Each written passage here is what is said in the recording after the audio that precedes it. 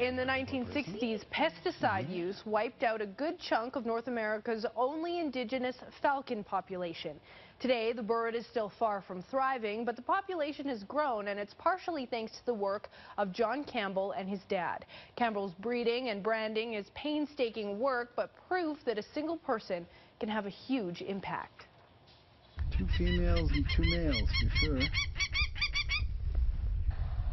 Well, my dad was concerned about the birds. Being a falconer, he went down to a conference on peregrine falcons in the States and decided that the birds he had were too valuable to continue flying, so put them into a breeding program, and he was one of the first people in the world to breed them on a regular basis. And the peregrines flying around this part of Canada, or Western Canada, all go back to his birds. Okay, all finished. Now, girl, get back in there. I don't want you coming down. Well, prairie falcons are on the watch list. They're declining in numbers, so we're concerned about them, and that's why my work is important, because it gives an idea of how they're doing or not doing.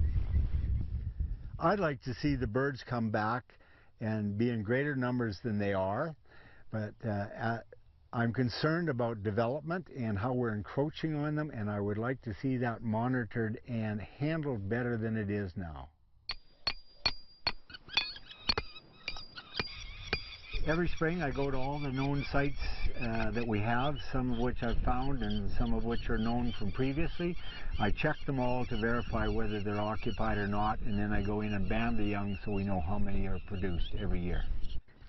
I'll give you guys some jewelry. Anyone home?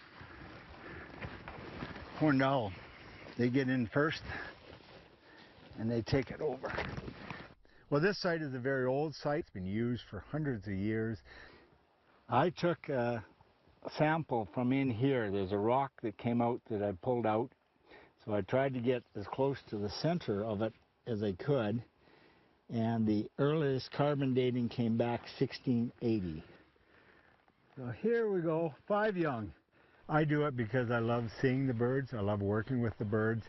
And it's my way of giving back. I have some expertise here, so I can do something for society and for this planet. It's a small part, but I'm trying to do my bit.